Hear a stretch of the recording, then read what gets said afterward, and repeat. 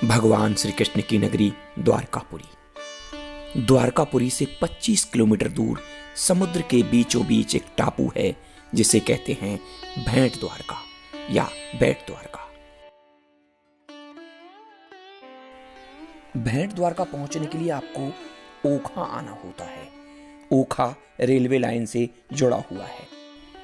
ओखा से भेंट द्वारका तक आज से 2 वर्ष पहले जल मार्ग के द्वारा आप भेंट द्वारका पहुंचते थे, लेकिन आज परिस्थितियां बदल चुकी हैं। सुदर्शन ब्रिज जो कि ओखा से भेंट द्वारका को जोड़ता है, ओखा से 2.5 किलोमीटर सफर तय करने के बाद आप पहुंच जाते हैं भेंट द्वारका। आप भेंट द्वारका की यात्रा द्वारकापुरी से करते हैं तो आपको 4 दिव्य स्थानों के दर्शन होते हैं। द्वारकापुरी से आप प्राइवेट बस की सेवा ले सकते हैं। एक दिन पहले इस बस में आपको बुकिंग कराना होती है। एक सुबह 8 बजे की फेरी लगती है जो बस 1 बजे वापस हो जाती है। दूसरी फेरी 1 बजे लगती है, वो बस शाम को लौट के आती है। सुबह 8 बजे वाली फेरी में आप शामिल हो जाएं तो ज़्यादा बेहतर होगा। सबसे पहले बस आपकी रुक्मणी मंदिर जाती है। दूसरा स्थान आता है गोपी तालाब। कहते हैं यहाँ पर चंदन के रूप में गोपियां ही विराजमान हैं। तीसरा स्थान है नागेश्वर ज्योतिर्लिंग, 12 ज्योतिर्लिंगों में से एक बहुत ही दिव्य स्थान। नागेश्वर ज्योतिर्लिंग से बस आगे पहुंचती है ओखा। आज से 2 वर्ष पूर्व ओखा से मोटर बोट द्वारा आप भेंट द्वारका टापू पर 20 रुपया किराया देकर पहुंच सकते थे। आज सुदर्शन ब्रिज के माध्यम से बस द्वारकापुरी से होते हुए ओखा और ओखा से सीधे पहुंचती है भेंट द्वारका। सड़क मार्ग से भेंट द्वारका जुड़ चुका है। द्वारकापुरी से भेंट द्वारिका तक आप बस सेवा ले सकते हैं। प्राइवेट बस में बुकिंग एक दिन पहले होती है। इस बस में बुकिंग 120 रुपया प्रति सवारी से लेकर 270 रुपये तक ये बुकिंग होती है। भेंट द्वारिका एक बहुत ही दिव्य स्थान है। समुद्र में स्थित इस टापू के बारे में एक कथा आती है। कहते हैं सुदामा भगवान श्री कृष्ण से भेंट करने के लिए यहीं गए थे। मध्य प्रदेश के उज्जैन में सांदीपनि जी का आश्रम था। वहां पर भगवान श्री कृष्ण और सुदामा जी पढ़ते थे। गुरुकुल में एक दिन माता ने उन्हें लकड़ी लेने के लिए जंगल में भेजा। एक पोटली में चने बांध दिए और कहा, श्री कृष्ण और तुम मिलकर खा लेना।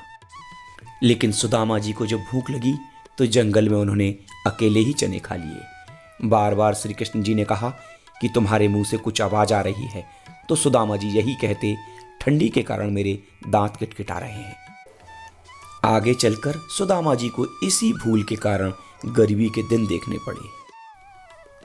दोनों समय भोजन नहीं मिल पाता था। सुदामा जी स्वयं तो भूखे रह लेते, लेकिन बच्चों की तकलीफ उनसे नहीं देखी जा रही थी। और पत्नी भी बार बार कह रही थी, तुम्हारे मित्र श्री कृष्ण द्वारकाधीश हैं, द्वारकापति हैं, तुम उनके पास क्यों नहीं जाते। पत्नी बार बार ताना मारती, लेकिन सुदामा जी सब सहन कर लेते। लेकिन बच्चों की भूख और तकलीफ उनसे नहीं देखी जा रही थी। एक दिन पत्नी ने फिर कहा कि द्वारकापति से मिलने चाहिए। सुदामा जी कहने लगे, मैं चला जाऊंगा लेकिन खाली हाथ नहीं जाऊंगा। पत्नी मोहल्ले में गई और मांगकर 3 मुट्ठी चावल लेकर आई और पोटली में बांध दिया। सुदामा जी चल पड़े भगवान श्री कृष्ण से मिलने, द्वारकापति द्वारकाधीश से।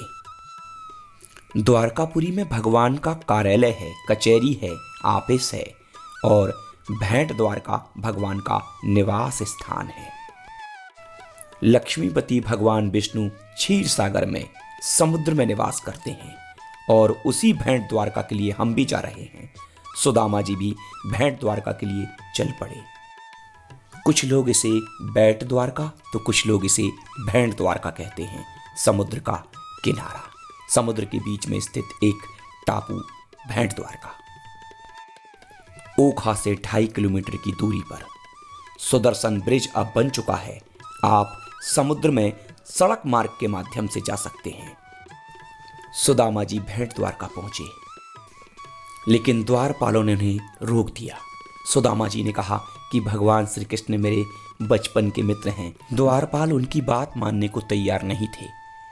वो ये मान ही नहीं पा रहे थे कि द्वारकाधीश, द्वारकापति का मित्र, एक गरीब ब्राह्मण, और वो भी निर्धन, फटे हाल, जिसके पास वस्त्र नहीं है। बार बार समझाने पर द्वारपाल भगवान श्री कृष्ण के पास खबर ले जाने को तैयार हुए। जैसे ही भगवान श्री कृष्ण को खबर लगी, नंगे पैर ही करुणानिधि भगवान विष्णु, भगवान द्वारकाधीश दौड़ पड़े और जैसे ही सुदामा को देखा, गले लगा लिया। देख सुदामा की दीन दशा, करुणा करके करुणानिधि रोए। ऐसे हैं मेरे प्यारे प्रभु, जब भी आप उन्हें पुकारेंगे तुरंत दौड़े चले आएंगे। आज उसी भेंट द्वारका में जहां सुदामा जी और भगवान श्री कृष्ण की भेंट हुई थी, हम भी जा रहे हैं। द्वारकापुरी से भेंट द्वारिका की यात्रा 2 शिफ्ट में होती है। सुबह एक बस निकलती है 8 बजे, जो द्वारकापुरी पुनः वापस लौट के आती है 1 बजे। ये पहला शिफ्ट है। 1 बजे द्वारकापुरी से जो बस जाती है वो शाम को लौट के आती है। 4-5 घंटे में आपकी द्वारकापुरी से भेंट द्वारिका तक की यात्रा हो जाती है। 3 दिवसीय यात्रा के पैकेज में आप सोमनाथ, द्वारकापुरी, नागेश्वर ज्योतिर्लिंग और भेंट द्वारिका जैसे दिव्य स्थानों का भ्रमण कर सकते हैं। हमारी सोमनाथ द्वारका की यात्रा 24/12/2020 में हुई थी। द्वारकापुरी से भेंट द्वारिका की यात्रा का जो खर्च है वो बहुत ही कम है।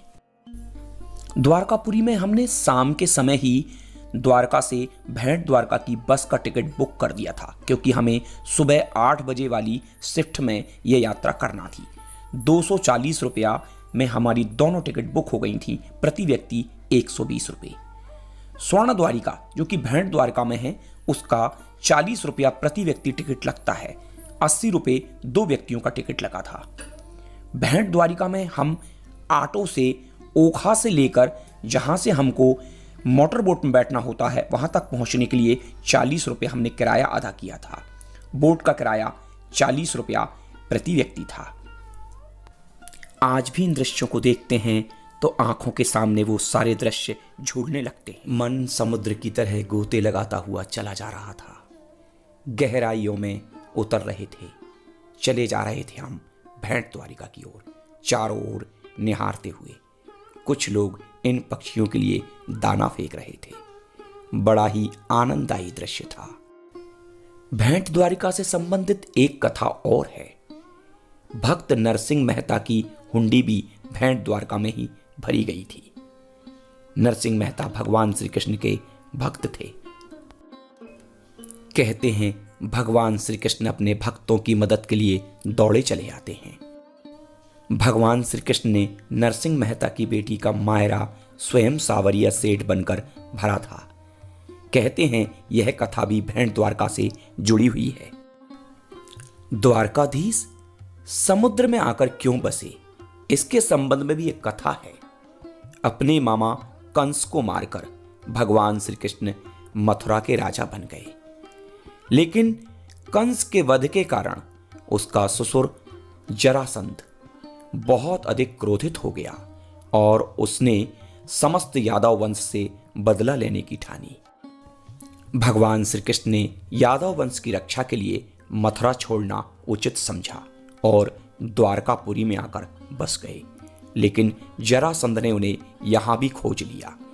तब भगवान श्री कृष्ण ने समुद्र के बीचों बीच एक सोने की द्वारकापुरी का निर्माण किया। अब ये द्वारकापुरी सोने की तो नहीं है, शायद भूगर्भीय परिवर्तन के कारण वो द्वारकापुरी जमीन में चली गई है, समुद्र में कहीं विलुप्त हो गई है। आज भी द्वारकापुरी में वैसी ही एक सोने की द्वारकापुरी बनवाई गई है। आप उस मंदिर में भी जरूर जाएं। अभी हम जा रहे हैं भेंट द्वारका के मुख्य मंदिर की ओर और सामने आप भेंट द्वारका की गलियां देख पा रहे हैं।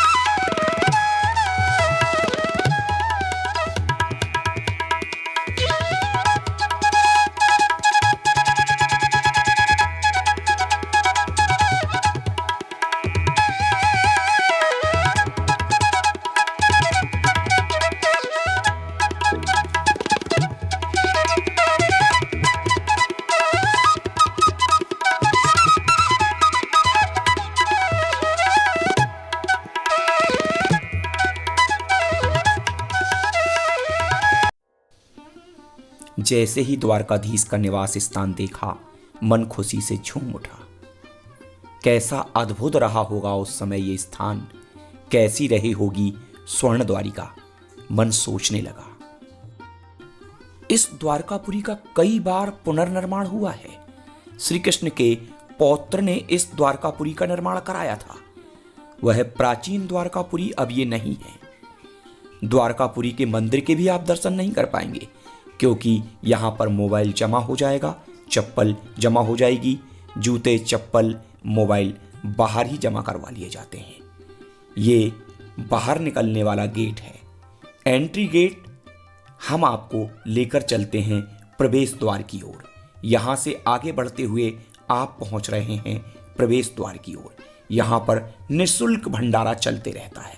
आप यहाँ पर भोजन भी कर सकते हैं, आप यहाँ पर रुक भी सकते हैं, क्योंकि यहाँ पर रुकने के लिए उचित व्यवस्था है और बहुत ही सुंदर और सस्ती व्यवस्था में आप भेंट द्वारिका में रुक सकते हैं। और जिस रास्ते की ओर हम बढ़ रहे हैं, ये पीछे से भगवान श्री कृष्ण के निवास स्थान द्वारकापुरी में जाने का रास्ता है। लंबी लाइन लगी हुई है। इस लंबी लाइन को आप देख पा रहे होंगे।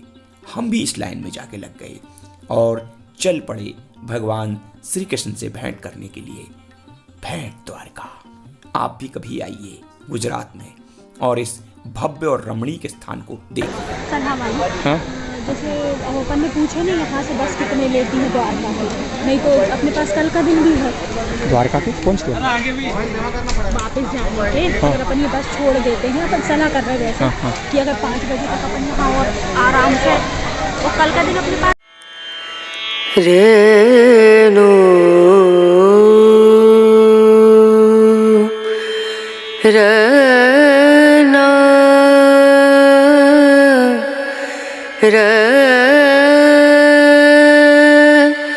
ना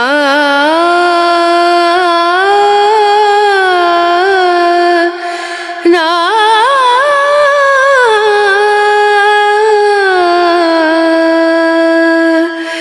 रेणु।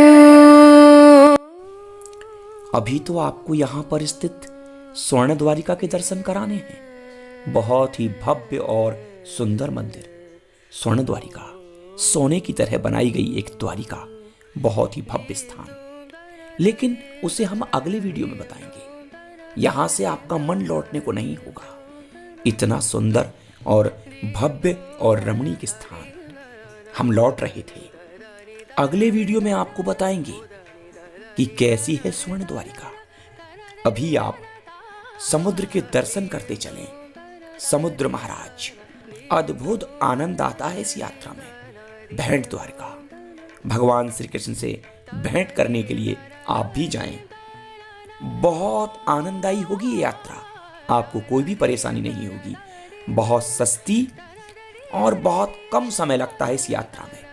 आप दिसंबर की छुट्टियों में प्लान बना लीजिए और चले जाइए सोमनाथ ज्योतिर्लिंग, द्वारकापुरी, भेंट द्वारका, राजकोट, गुजरात के दर्शन की।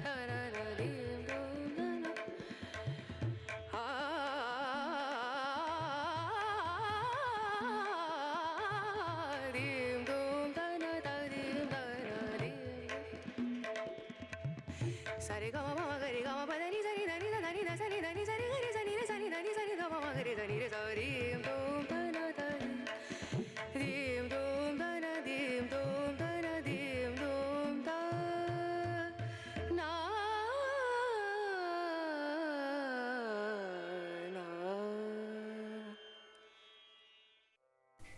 हम लौट रहे थे भेंट द्वारका से मीठी मीठी यादें लिए हुए। हमें ओखा जल्द से जल्द पहुंचना था, क्योंकि स्वर्ण द्वारिका के कारण हमें काफ़ी देर हो चुकी थी। हमारे साथी भी हमें दिखाई नहीं दे रहे थे, क्योंकि ये बस 1 बजे ओखा से वापस हो जाती है। बस वाले ने हमें 12 बजे तक वापस लौट कर आने को कहा था और 1 बज चुके थे। हमें ऐसा लग रहा था ओखा में अब हमें बस नहीं मिलेगी, लेकिन ईश्वर की कृपा देखिए, हमें बस मिल गई। बस निकलने ही वाली थी। हालांकि कोई चिंता की बात नहीं है, दूसरी बस से जा सकते थे, लेकिन फिर अतिरिक्त किराया देना होता और सीट भी हमें नहीं मिलती क्योंकि हमारी सीट रिजर्व होती है। तो साथियों, भेंट द्वारका की ये यात्रा आपको कैसी लगी आप जरूर बताएं। लाइक, कमेंट और शेयर जरूर करें और कोई भी जानकारी आप चाहते हैं तो मुझसे मांग लें। जय द्वारकाधीश।